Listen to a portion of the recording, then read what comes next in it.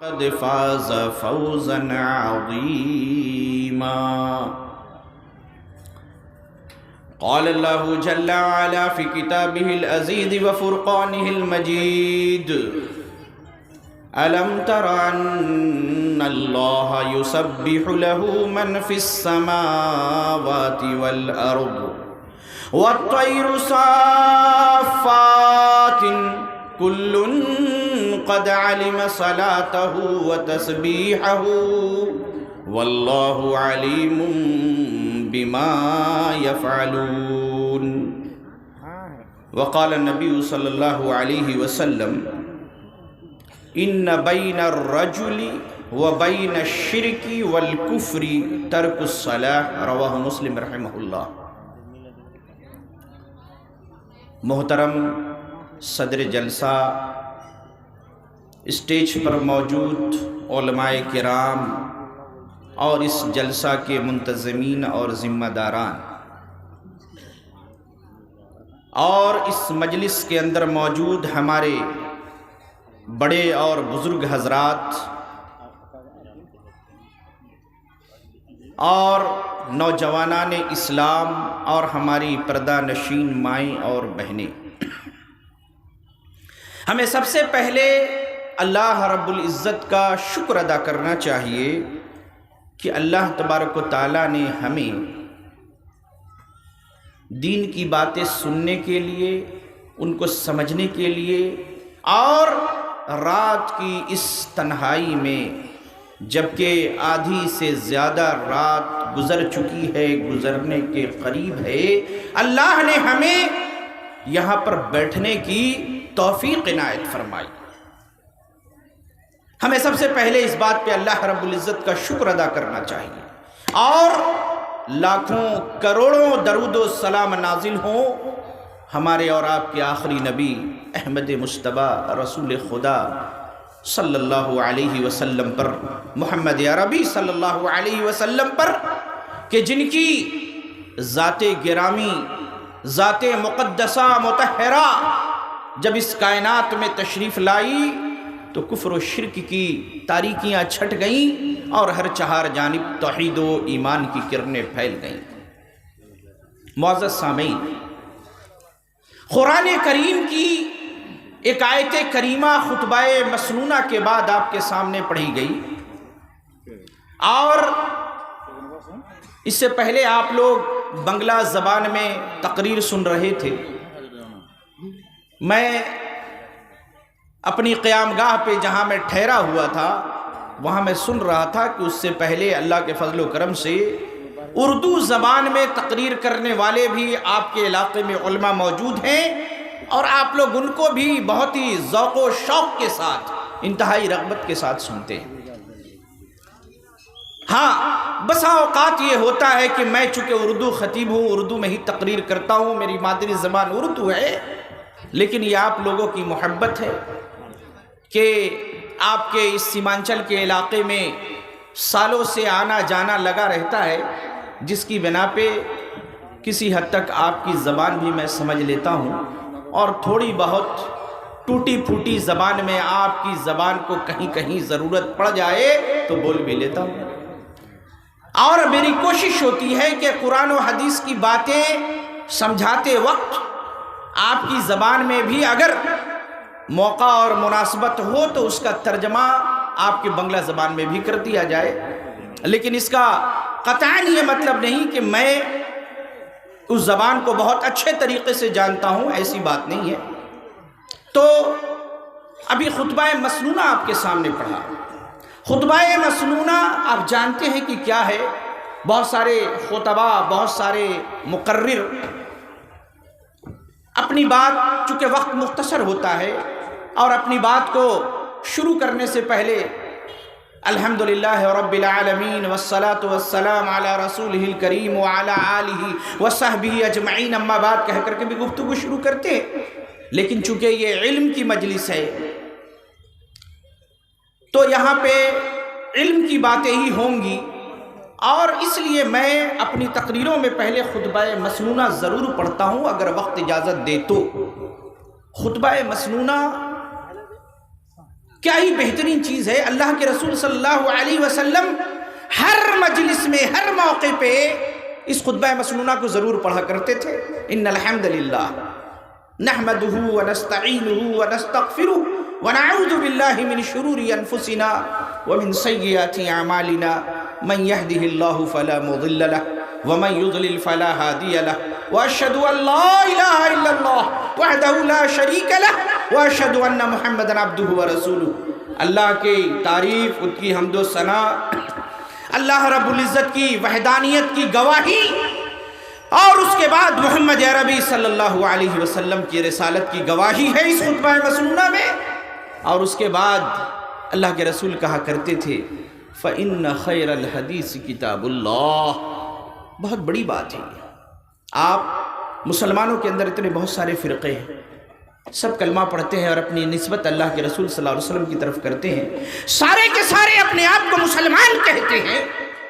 ٹھیک ہے مسلمان ہیں، لیکن کلمہ پڑھنے کے اعتبار سے جب کوئی آدمی کلمہ پڑھتا ہے تو اسلام میں داخل ہو جاتا ہے، جب تک کہ کوئی ایسا عمل نہ کرے جو اس کو دائرہ اسلام سے خارج کر دے. لیکن یہ جو خطبہ مسنونہ ہے، اللہ کا فضل و کرم ہے کہ اس کو پڑھنے کا شرف نبی کریم صلی اللہ علیہ وسلم کے بعد صحابہ، تابعین، محدثین اور اس کے بعد صرف اہل حدیثوں کو یہ توفیق ملی کہ وہ اس خطبے کو پڑھتے ہیں. فَإِنَّ خَيْرَ الْحَدِيثِ كِتَابُ اللَّهِ، کہ سب سے بہترین حدیث، سب سے بہترین بات اللہ کی کتاب ہے. فَإِنَّ خَيْرَ الْحَدِيثِ كِتَابُ اللَّهِ وَخَيْرَ الْهَدْيِ هَدْيُ مُحَمَّدٍ صلی اللہ علیہ وسلم. اور سب سے بہترین راستہ اللہ کے رسول صلی اللہ علیہ وسلم کا راستہ ہے. اور سب سے بدترین چیز دین کے اندر نئی باتوں کا ایجاد کرنا ہے. پھر نبی نے فرمایا جان لو فَإِنَّ كُلَّ مُحْدَثَةٍ بِدْعَةٌ. دین کے اندر دین سمجھ کر کے جب کسی نئی بات کو پیدا کیا جائے تو وہ بدعت ہے، اور ہر بدعت گمراہی ہے، اور ہر گمراہی جہنم میں لے جانے والی ہے. یہ الگ بات ہے کہ جب شرک و بدعت کے تعلق سے کوئی بات کی جاتی ہے. ہمارے یہاں مسلمانوں میں ایسے کلمہ پڑھنے والے لوگ ہیں جن کا پورا دین ہی بدعت پہ ٹکا ہوا ہے، اور جب انہیں کہا جاتا ہے کہ دیکھو بدعت سے بچو تو کہتے ہیں اچھا ایٹا ہو بدعت. کہتے ہیں کہ ارے آپ کہتے ہو بدعت، بدعت کہتے ہیں نئی چیز کو. کہتے ہیں کہ یہ جو ٹوپی لگایا ہے یہ بھی تو بدعت ہے. کہتے ہیں مولانا صاحب یہ جو موبائل استعمال کرتے ہیں یہ بھی بدعت ہے کیونکہ نبی کے زمانے میں نہیں تھا. مولانا صاحب اس بوتل میں پانی پیتے ہیں یہ بھی تو بدعت ہے، نبی کے دور میں نہیں تھا. آپ موٹر سائیکل پہ چلتا ہے یہ بھی بدعت ہے. اپنی ہوائی جہاز اور پلینر اوپر اڑچے نہیں تھا، وہ بدعت. کیوں؟ نبی کے زمانے میں نہیں تھا. کیا بدعت کرتے ہیں میرے بھائی؟ بڑی جہالت کی چیز ہے. ہم اہل الحدیث یہ کہتے ہیں، اور یہ پوری مجلس، پوری تقریر، پورا جلسہ، مدرسہ، سب کا خلاصہ کیا ہے، سب کا نچوڑ کیا ہے؟ ایک اللہ کی عبادت کی جائے، اللہ سے مانگا جائے. یہ نا مطلب ہے اللہ سے مانگو.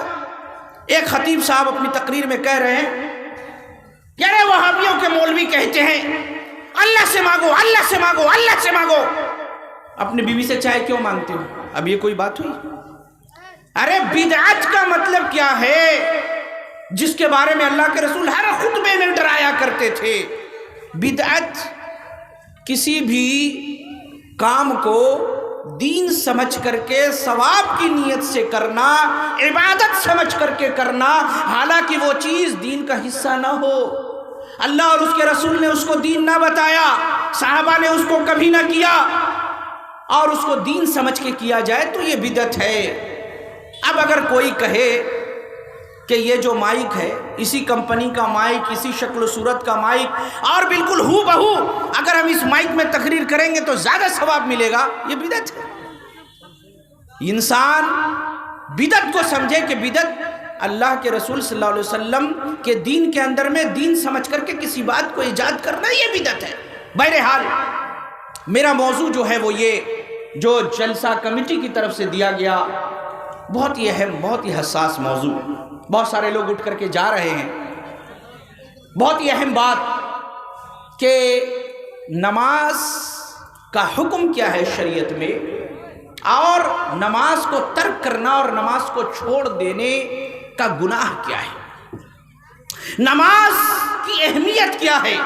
اور آپ نے عالموں سے سنا ہوگا کہ ان اول ما یحاسب یوم القیامہ الصلاۃ، کہ سب سے پہلے قیامت کے دن جو چیز پوچھی جائے گی وہ نماز ہے۔ اور آپ جانتے ہیں انسان ایک ایسی مخلوق ہے کہ وہ اللہ رب العزت کی نافرمانی کرتی ہے، لیکن یہ چرند، یہ پرند، یہ پیڑ پودے اور زمین و آسمان کی جتنی بھی مخلوق ہے، سب کی سب اللہ کی فرما بردار ہے، سب اللہ کی تسبیح کر رہی ہیں۔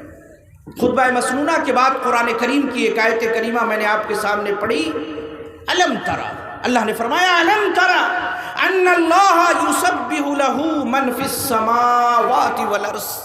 اے نبی صلی اللہ علیہ وسلم، کیا آپ نے نہیں دیکھا، الم ترى ان اللہ یسبح لہ من فی السماوات والارض، زمین و آسمان کے اندر، اس کل کائنات کے اندر جتنی بھی مخلوقات ہیں، والطیر صافات، یہاں تک کہ جو پرندے اپنے پروں کو پھیلائے ہوئے ہوا کے اندر آسمانوں میں اڑ رہے ہیں، سارے کے سارے اللہ کی تسبیح کر رہے ہیں۔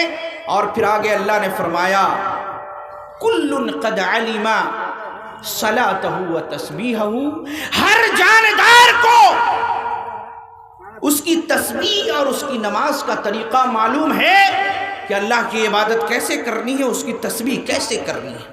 لیکن انسان ایک ایسا نالائق، ناہنجار اور اس قدر بے وقوف مخلوق ہے کہ یہ اللہ رب العزت کی نافرمانی کرتا ہے۔ میرے بھائی، اللہ رب العزت نے جتنی بھی مخلوق بنائی ہے، انسان اور جن کے علاوہ کوئی اللہ رب العزت کی نافرمانی کرنے والا نہیں۔ چرند ہے، پرند ہے، گائے ہے، گورو ہے، بھینس ہے، اونٹ ہے، زیبرا ہے، چیتا ہے، شیر ہے، ببر ہے، یہاں تک کہ یہ جو ناپاکی اور غلاظت کے اندر میں کیڑے مکوڑے ہوتے ہیں، اللہ نے جس کو جس کام کے لیے پیدا کیا ہے وہ اپنا کام کر رہا ہے۔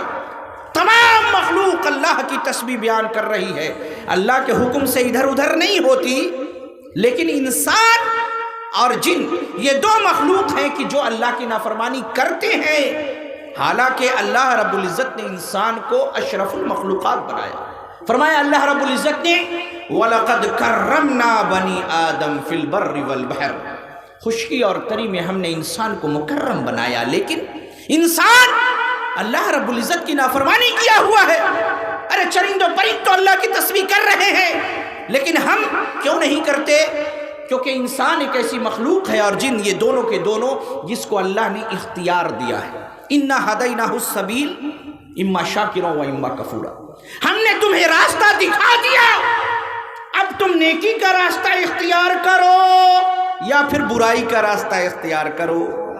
لیکن انسان شیطان کے بہکاوے میں آ کر کے برائی کے راستے کو زیادہ اختیار کرتا ہے۔ میرے بھائی، انسان کے اندر جو اللہ تعالیٰ نے دو صفتیں رکھی ہیں، بات تھوڑی گاڑی ہے لیکن میں اس کو آسان کر کے سمجھا دوں گا۔ انسان کے اندر میں دو قسم کی خصوصیت، دو قسم کی کوالٹی پائی جاتی ہے۔ مطلب آپ اس کو اپنی زبان میں کہیں کہ مانوشر مودے دو رقمیر کوالٹی ٹا پاوا جائے، دو رقم، دو طرح کی کوالٹی پائی جاتی ہے، ایک قوت بہیمیہ اور ایک ہے قوت ملکوتیہ۔ ما معنی القوت البہیمیہ والملکوتیہ؟ ای قوت بہیمیہ اور ملکوتیہ کیا ہے؟ قوت بہیمیہ یعنی کہ شیطانوں والی، جانوروں والی جو ایک خصلت ہوتی ہے وہ بھی انسان کے اندر میں، اور قوت ملکوتیہ فرشتوں کی جو صفت ہے، جو کوالٹی ہے، وہ بھی انسان کے اندر پائی جاتی ہے۔ قوت بہیمیہ اچھی خصلت اور بری خصلت کے درمیان بہیمیہ یعنی شر، برائی، اور قوت ملکوتیہ یعنی کہ خیر۔ اب انسان کی جو فطرت ہے تو انسان کو یہ چاہیے کہ وہ اگر محنت کرے، اللہ نے اس کی فطرت، انسان کی جو فطرت ہے یعنی کہ ہم اور آپ انسان ہیں۔ دیکھیے، اس سے پہلے آپ نے تقریریں سنی، بہت سارے واقعات، بہت ساری احادیث۔ ابھی جو ٹاپک مجھے دیا گیا ہے میرے بھائی، آپ سن کر کے جائیں، بہت ہی اہم ٹاپک ہے نماز کا۔ آپ نہیں جانتے انسان کس قدر گمراہی میں پڑا ہوا ہے۔ اللہ رب العزت نے جو انسان کو پیدا کیا ہے، اس کی جو فطرت ہے، اس کا جو نیچر ہے، اس نیچر اور فطرت کو اگر وہ اس پر محنت کرے تو انسان محنت کر کے فرشتوں کی صف میں شامل ہو سکتا ہے۔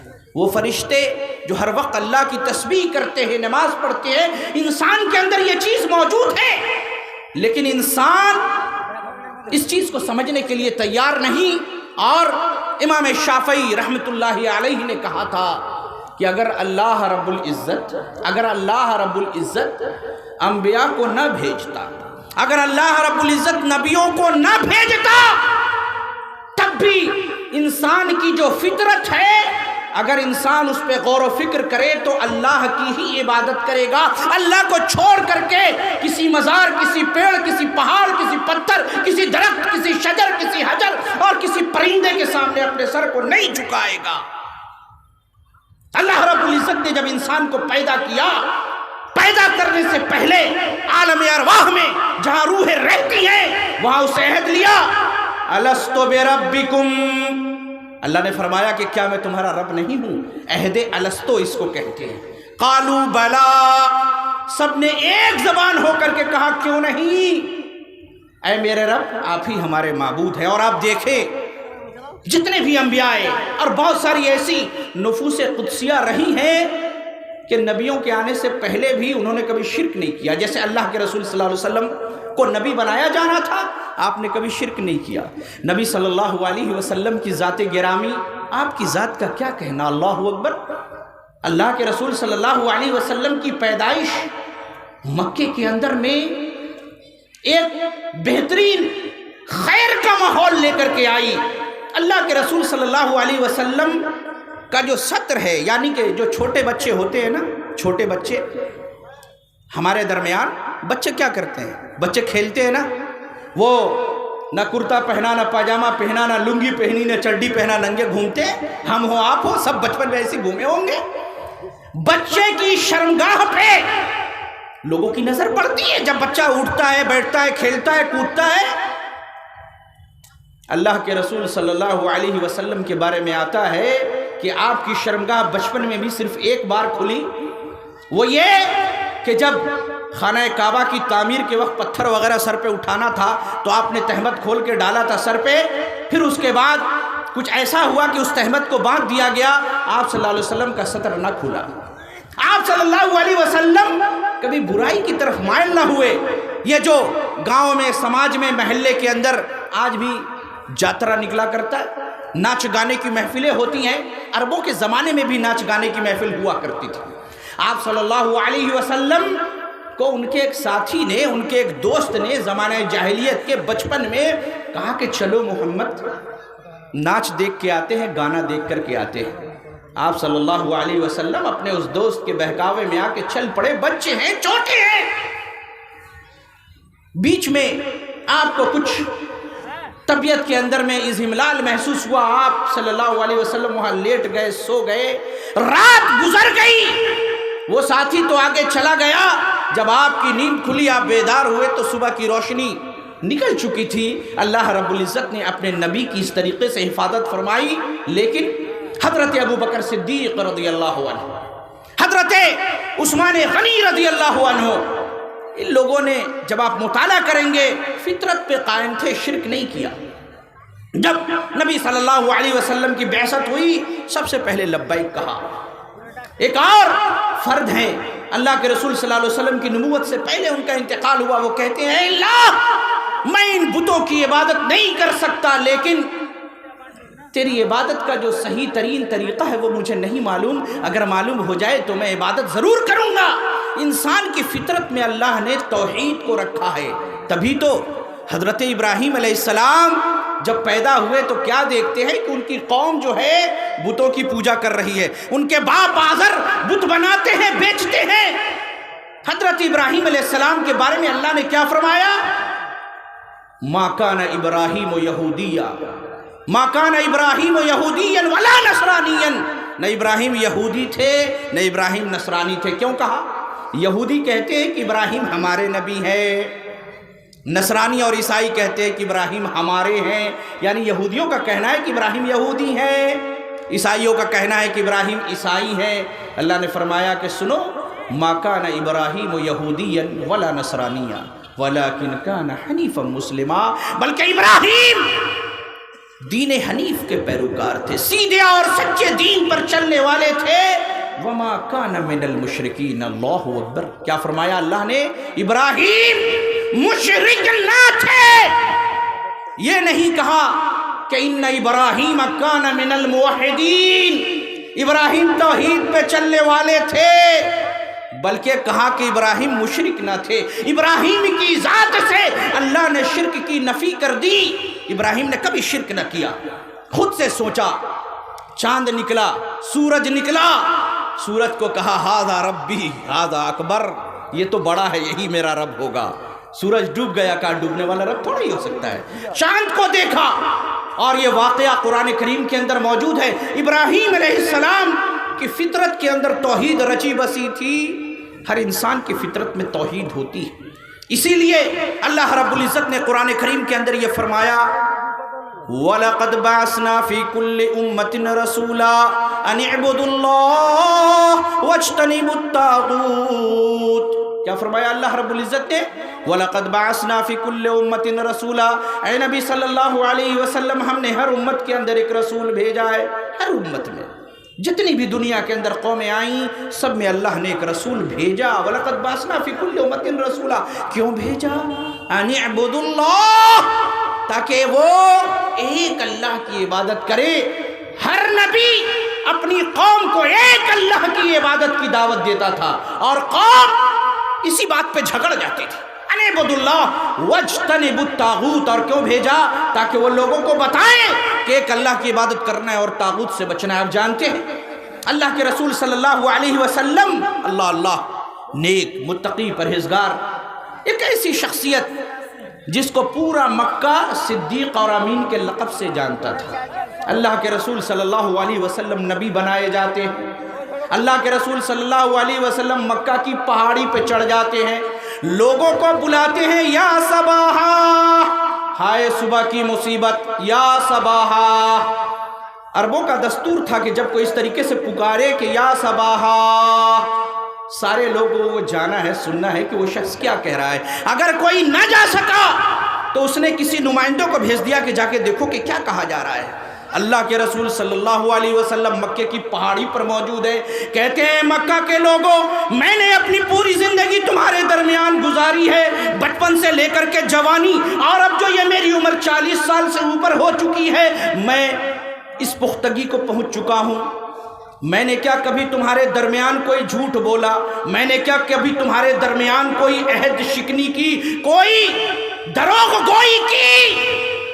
اللہ اکبر۔ نبی اپنی قوم کو توحید کی دعوت، رب العالمین کی وحدانیت کی طرف بلانے سے پہلے کہہ رہا ہے اے میری قوم کے لوگوں، کیا تم نے کبھی مجھے جھوٹ بولتے ہوئے پایا؟ اللہ اللہ، پوری قوم بیک زبان گواہی دیتی ہے ما جربنا الا صدقا، اے محمد ابن عبداللہ، ہم نے تیرے بارے میں سوائے سچائی کے اور کچھ نہیں پایا۔ ما جربنا الا صدقا، ہم نے جب بھی تجربہ کیا یہ پایا کہ تو ہمیشہ سچ بولتا ہے، سچ کی دعوت دیتا ہے، جھوٹ اور دروغ گوئی سے تیرا دور دور تک تعلق نہیں۔ نبی نے کہا کہ سنو، میں جھوٹا تو نہیں ہوں۔ پوری قوم نے کہا نہیں، آپ سچے، آپ جھوٹ بول ہی نہیں سکتے۔ اللہ کے رسول صلی اللہ علیہ وسلم فرماتے ہیں اگر میں تمہیں اس بات کی خبر دوں، اس پہاڑی پہ میں کھڑا ہوا ہوں، اس پہاڑی کے پیچھے کیا ہے وہ میں دیکھ رہا ہوں، تم نہیں دیکھ رہے۔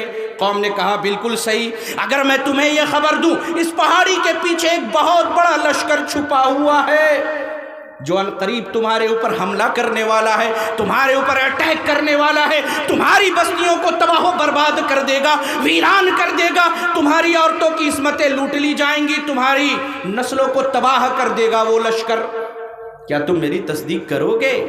قوم نے کہا کیوں نہیں، ارے آپ تو ہمیشہ سچ بولتے ہیں۔ اللہ کے رسول صلی اللہ علیہ وسلم نے کہا قولوا لا الہ الا اللہ تفلحو، اے لوگو لا الہ الا اللہ کی گواہی دے دو، کامیاب ہو جاؤ گے۔ اور بعض روایتوں میں آتا ہے کہ نبی صلی اللہ علیہ وسلم نے فرمایا قولوا کلمۃ واحدۃ، اے لوگو ایک کلمہ کہہ ڈالو، قولوا کلمۃ واحدۃ بہا تملکون العرب، اگر اس ایک کلمے کی گواہی دے دو گے، اس ایک کلمے کی گواہی کی بنیاد پر تم عرب کے بادشاہ بن جاؤ گے۔ وَتَدِينُ لَكُمُ الْعَجَمُ، اور پوری عجم کی سرزمین، عجم اس کو کہتے ہیں جو عرب کے علاوہ عربی زبان جہاں نہ بولی جاتی ہو، اس کے علاوہ جو بھی سرزمین ہے وہ عجم ہے۔ نبی نے فرمایا کہ تملکون العرب، تم عرب کے بادشاہ بن جاؤ گے، عرب کے بادشاہ بن جاؤ گے۔ وَتَدِينُ لَكُمُ الْعَجَمُ، اور عجم تمہارے زیر نگی ہو جائے گا، عجم بھی تمہارے انڈر میں آ جائے گا۔ یہ سارے کے سارے جتنے کنٹری ہیں، دیش ہے، قولوا کلمۃ لا الہ الا اللہ کی گواہی دینے کے لیے کہی اللہ اکبر۔ ابو لہب پتھر اٹھایا، معلوم ہے پتھر اٹھایا پتھر چلایا نبی کی طرف، مارا۔ ارے وہ ابو لہب جس کے بارے میں بعض روایات میں موجود ہے کہ ابو لہب کو جب خبر ملی کہ اس کا بھتیجا محمد پیدا ہوا ہے، تو اس نے اپنی اس لونڈی کو جو خبر دینے گئی تھی، بعض لوگ کہتے ہیں کہ اس کا نام سویبہ تھا، اس کو آزاد کر دیا، روایت میں کلام ہے۔ لیکن ابو لہب اپنے بھتیجے سے بڑی محبت کرتا تھا، لیکن کہا تبا لک یا محمد الہذا جمعتنا، اے محمد کیا تو نے اس لیے ہمیں یہاں جمع کیا تھا؟ تبا لک یا محمد، اے محمد تیرے ہاتھ ٹوٹ جائے، کیا تو نے مجھے اس لیے یہاں جمع کیا تھا؟ اور اللہ رب العزت نے قرآن کریم کے اندر ایک دوسری بات فرمائی کہ جب نبی نے اللہ کی وحدانیت کی طرف بلایا تو کیا کہا؟ اجعل آلہۃ الہ واحدہ ھذا شیء عجاب، ارے اس نے تو تمام معبودوں کا ایک معبود بنا دیا، کہتا ہے نہ لات کی پوجا کرو، نہ عزا کی پوجا کرو، نہ منات کی پوجا کرو، نہ ہبل کی پوجا کرو، صرف ایک اللہ کی عبادت کرو۔ ھذا شیء عجاب، یہ تو بڑی عجیب و غریب چیز ہے۔ آپ جانتے ہیں کیوں کہا؟ کتنی صاف ستھری ذہنیت کی مالک تھی مشرکین مکہ کی قوم، بڑے اچھے لوگ تھے۔ آپ کہیں گے ارے مولانا صاحب کی کتھا بولچین হ্যাঁ মুশরিকিনে মক্কা নবীর উপরে পাথরটা তুলে ফেলে দিল, আপনি বলছেন कि खूब अच्छे लोग थे। हाँ अच्छे लोग थे, क्यों? वो लोग मुनाफिक नहीं थे। मुनाफिक किसको कहते हैं? ऊपर से कुछ बोले अंदर के दिल के कुछ हो। ये जो मुनाफिक थे ये कहाँ पैदा हुए आप जानते हैं? अरे कुछ अपनी तारीख भी जान ले। मुनाफिक मुखेर ऊपरे भालो भालो मनेर मध्य खराब खराब, मुनाफिक। अल्लाह रब्बुल इज़्ज़त ने क्या कहा कुरान में कि जब मुसलमानों के पास आते हैं तो कहते हैं हम तुम्हारे साथ हैं। वइज़ा खलौ इला शयातीनिहिम क़ालू इन्ना मअकुम व इन्नमा नहनु मुस्तहज़िऊन, कहते थे मुशरिकीन को আমি তোমার সাথে। আরে মোহাম্মদ আর उसके মানने वालों के साथ जो মাঝে মাঝে আমি বসে যাই, তো আমি ওদের সঙ্গে হাসি মজাক করার জন্য বসি। আরে আমি তোমার সাথে। وَإِذَا خَلَوْا إِلَى شَيَاطِينِهِمْ قَالُوا إِنَّا مَعَكُمْ وَإِنَّمَا نَحْنُ مُسْتَهْزِئُونَ اللہ يَسْتَهْزِئُ بِهِمْ، اللہ نے فرمایا اللہ ان کے ساتھ مذاق کرتا ہے، استہزاء اڑاتا ہے ان کا۔ اللہ اکبر۔ یہ منافقین کہاں پیدا ہوئے؟ مدینہ میں، مدینے کے اندر منافقین پیدا ہوئے۔ نبی صلی اللہ علیہ وسلم کے نبوت کی زندگی کتنی سال؟ 23 سال۔ کتنے؟ 23 سال، 40 বছর 40 سال کی عمر میں نبی کو نبی بنایا گیا، محمد عربی کو۔ 13 سال تک آپ نے صرف توحید کی دعوت دی، ایک اللہ کو مانو، ایک اللہ کو مانو۔ نہ نماز فرض ہوئی، نہ فرض زکوٰۃ، نہ اور دیگر چیزیں، مسجد 5 وقت اذان، پابندی سے جماعت کی نماز، یہ سب مکے کے اندر نہیں تھی۔ 13 سال تک مکہ میں توحید کی دعوت دی، اور مدینہ میں کتنے رہے؟ 10 سال۔ جب مدینہ گئے، مدینے کے اندر میں منافقین کا ایک گروہ وجود میں آیا، اور منافقین کا سردار کون تھا؟ عبداللہ بن ابی۔ مدینہ جانے سے پہلے لوگوں نے اس کو اپنا سردار بنا لیا تھا، تاج بنایا تھا، اس کو پہنائیں گے اور اس کو ہم اپنا اوس و خزرج جو 2 قبیلے تھے ان کا کہنا تھا کہ ہم اس کو اپنا بادشاہ مان لیں گے۔ اللہ اکبر! اللہ کے رسول صلی اللہ علیہ وسلم کی ہجرت ہوتی ہے، آپ صلی اللہ علیہ وسلم مکہ سے مدینہ جاتے ہیں۔ اللہ کے رسول حیران تھے، پریشان تھے، کوئی ایسی قوم ملے جو مجھے پناہ دے۔ نبی صلی اللہ علیہ وسلم تو نبی بنائے گئے، فرشتے اور ملائکہ آپ کے مددگار ہیں، لیکن نبی دنیا میں اپنا کوئی مددگار کھوج رہے